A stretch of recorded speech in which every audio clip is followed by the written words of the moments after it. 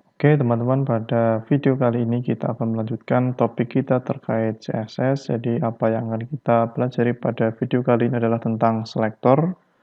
Jadi, selektor pada CSS ini digunakan untuk menemukan atau memilih elemen HTML bagian yang mana yang ingin kita ubah stylenya. Jadi, secara garis besar nanti ada 3 macam. Yang pertama ada elemen selektor ya, artinya nanti kita menyeleksi sesuatu itu berdasarkan elemen. Kemudian yang kedua ID selector, yang ketiga adalah class selector. Nah, kita langsung saja coba untuk ilustrasinya. Jadi ini saya close dulu. Di sini saya akan membuat satu buah file yang bernama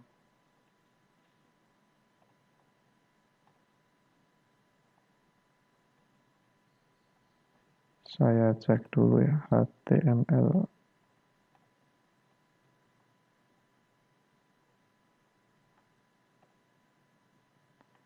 Kita kasih nama W2 CSS selector seperti ini ya.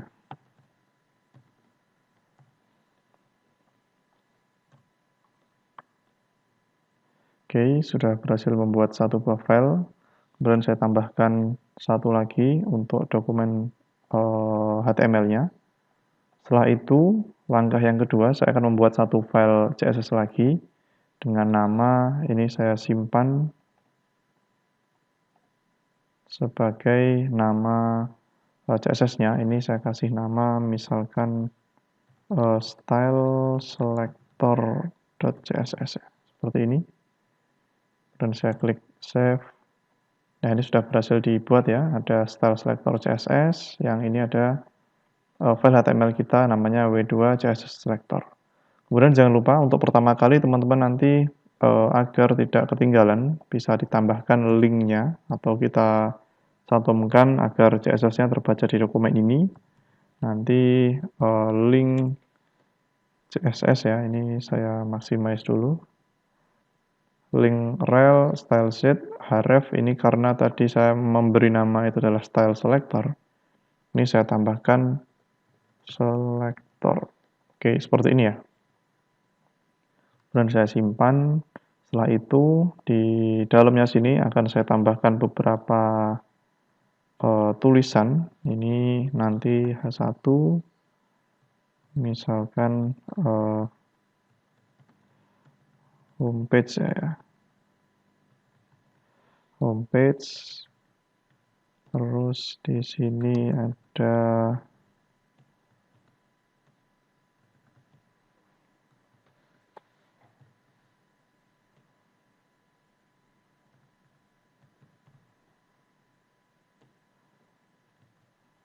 sorry ya, href.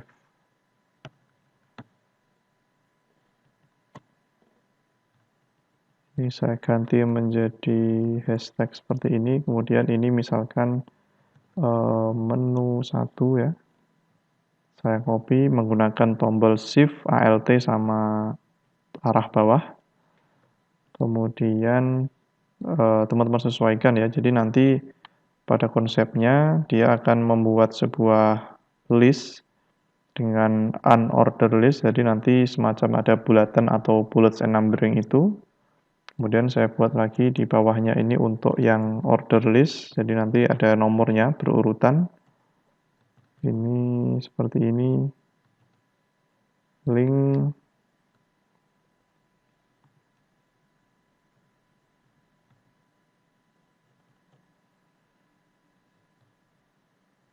Ini saya ganti hashtag juga. Ini misalkan adalah yang berupa prioritas ya. Misalkan prioritas 1. Saya tekan tombol Shift, Alt sama tanda ke bawah ya. Seperti ini, kemudian saya enter lagi, ini saya tambahkan misalkan pakai H3 untuk berita terkini untuk judul beritanya, kemudian saya tambahkan 2 buah paragraf ini lorem ya, lorem, kemudian saya klik Shift Alt 1. Jadi nanti saya mempunyai 2 buah paragraf ya. Ini saya simpan, kemudian kita cek filenya di browser. Oke, kurang lebih seperti ini. Ini untuk tampilannya, homepage, ada menu 1, menu 2. Sekarang saya coba untuk zoom ya, mungkin teman-teman ada yang ketinggalan. H1, homepage, oke. Kemudian di sini ada UL, LI, A, ini untuk link. Menu 1, menu 2, menu 3. Kemudian saya turun ke bawah, ini ada OL untuk yang order list, jadi nanti ada urutan 1, 2, 3. Nanti ada listnya juga, ini link juga isinya. Kemudian ada H3, ini untuk tulisan berita terkini, kemudian ada 2 buah paragraf. Oke, sekarang saya coba untuk menampilkannya ya. Ini sekarang kita coba rubah untuk stylingnya. Jadi seperti apa nih kita lihat. Ini saya pengen mengganti tulisan homepage ya, seluruh font dulu. Jadi saya akan mengganti seluruh font yang ada dalam dokumen ini menggunakan Arial. Jadi kita masuk ke jenis selektor yang pertama, yaitu adalah selektor elemen. Jadi kita langsung menyasar ke elemen body. Kemudian font family, kita pilih yang misalkan yang ini ya, yang Arial, Helvetica, sama sans serif. Jadi nanti urutannya kalau di laptop itu ditemukan font Arial, nanti yang dipakai yang ini, atau kalau enggak ini enggak ada ya nanti yang dipakai yang kayak ini, atau kalau enggak ya apapun nanti yang selama dia di family sans serif gitu. Saya simpan dulu, CTRL-S, kemudian di sini ya teman-teman cek, ini tampilan fontnya seperti ini, saya coba refresh. Ya, ini sudah berubah ya. Artinya apa? Artinya kalau kita menggunakan selektor elemen, ini nanti seluruh tulisan yang ada di body, ini akan berubah berdasarkan font yang kita tentukan atau font family yang kita tentukan. Oke. Itu untuk yang elemen. Kemudian contoh penggunaan elemen yang kedua, selektor elemen yang kedua, misalkan saya ingin mengganti warna dari tulisan homepage ini. Ini tadi saya tulis menggunakan H1, ini sekarang saya tulis kembali menggunakan H1, kemudian color misalkan warna biru ya. Seperti ini, kemudian saya simpan ya, CTRL-S. Saya lihat di sini. Ini sudah berubah ya, oke, ini sudah berhasil. Kemudian saya pengen juga mengganti warna tulisan berita terkini ini menjadi warna biru juga. Ini saya pakai selektor elemen juga, misalkan saya tadi tulisnya pakai H3 ya kalau nggak salah. Saya tulis kembali, color, warnanya apa, biru, titik koma ya. Saya simpan, saya klik lagi di sini. Ya, ini sudah berhasil dirubah. Nah, ini teman-teman kalau kita perhatikan di sini memang ada 2 pengaturan yang sama untuk warna tulisan yang sama, jadi color warnanya biru. Kita bisa melakukan semacam grouping, jadi kita bisa menambahkan tanda koma, kemudian kita ketik H3. Ya, seperti ini ya, yang ini bisa kita hapus. Jadi kita cukup 1 kali saja menuliskan properti beserta value-nya untuk mengganti elemen H1 dan H3. Sekarang saya simpan. Ini saya refresh kembali. Ya, ini sama saja hasilnya karena memang penggunaan grouping seperti ini. Kelebihannya adalah kita bisa menghemat baris code untuk CSS ini ya. Oke, setelah itu saya ingin mengganti warna dari si list yang atas ini.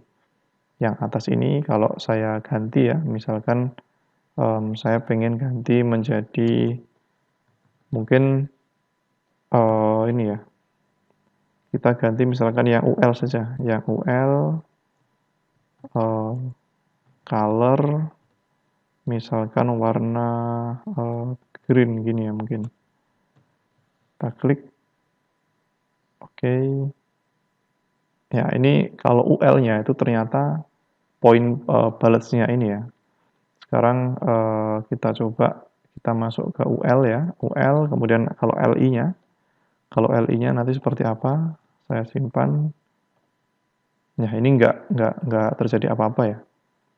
Artinya belum terselect, kemudian masuk lagi kita ke bagian A-nya, ya, A, kita simpan, kita refresh lagi. Ya ini sudah berubah menjadi warna green ya. Mengapa itu bisa terjadi? Karena kita menyeleksi, kalau dari awal tadi ya, dari sini kita awalnya merubah semua yang ada di UL, ternyata dia nggak berubah. Kita LI-nya ternyata yang berubah warna list-nya atau warna bullets-nya. Kemudian kita pengen warna link yang berubah. Ini kan termasuk ke dalam elemen A. Jadi kita menuliskan elemen A di dalam tag LI, di dalam tag UL. Jadi kira-kira seperti itu cara membaca ini ya. Jadi kita akan merubah warna link yang ada di dalam tag LI, yang ada di dalam tag UL. Dan warnanya berganti menjadi seperti ini. Kalau yang bawahnya itu kan, misalkan saya pengen mengganti menjadi prioritas 1, 2, 3 itu menjadi, jadi menuliskan seperti ini, kita menuliskan A ya, yang ada di dalam LI, LI-nya yang ada di dalam OL, seperti ini. Kemudian kurung kurawal buka, kurung kurawal tutup, kemudian color, misalkan colornya itu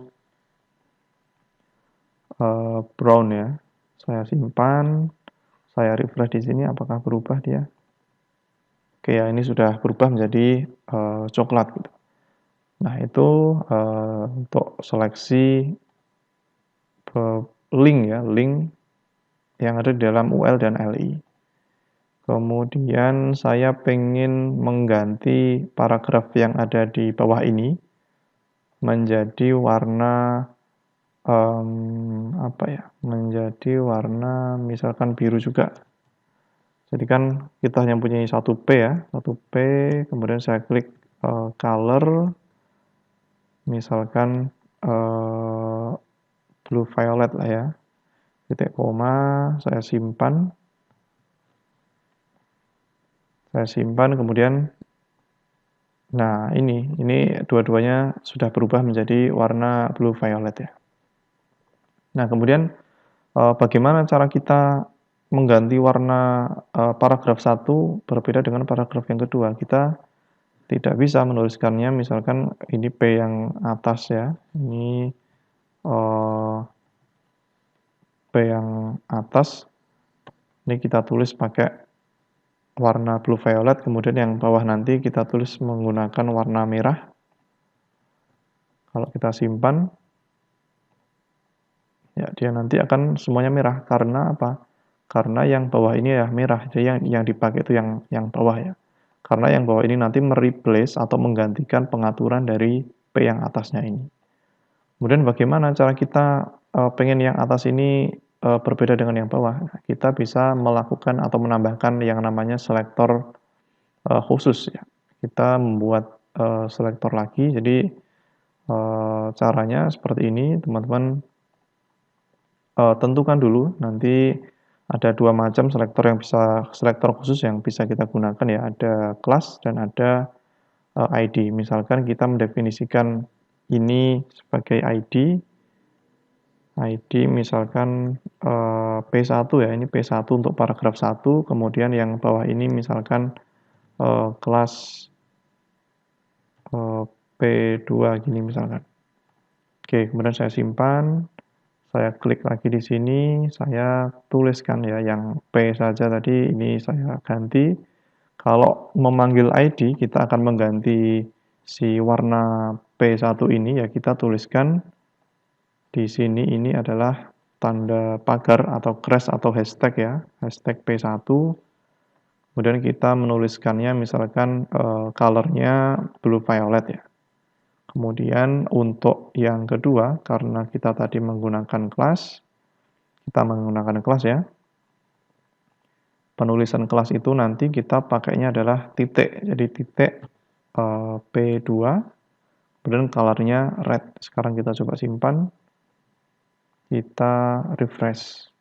Oke ya, ini sudah sesuai, jadi paragraf yang atas itu warnanya blue violet, kemudian yang bawah ini adalah warnanya merah.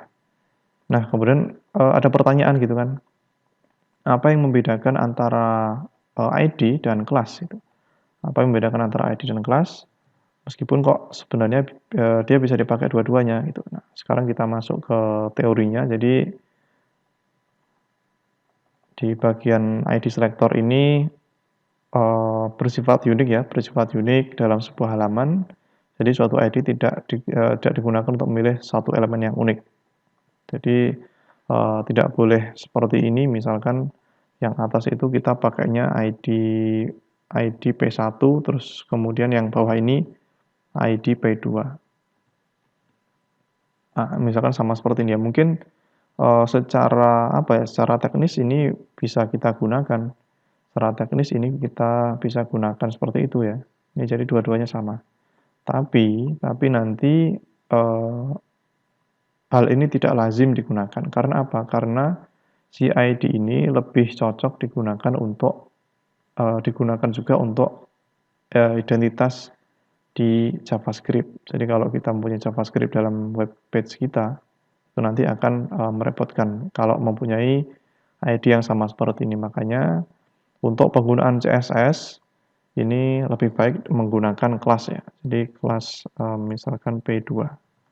Selain itu juga dari referensi yang saya coba pelajari, penulisan ID dalam CSS itu bebannya lebih berat daripada ketika kita menggunakan kelas seperti ini.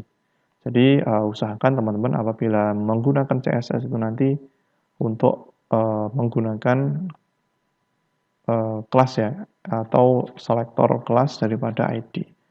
ID sendiri nanti akan digunakan ketika teman-teman menggunakan JavaScript ya. Kalau kita lihat dari definisinya di sini,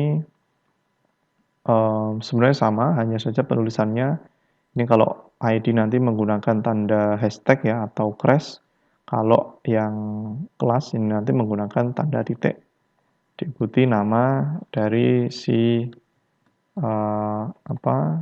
nama dari si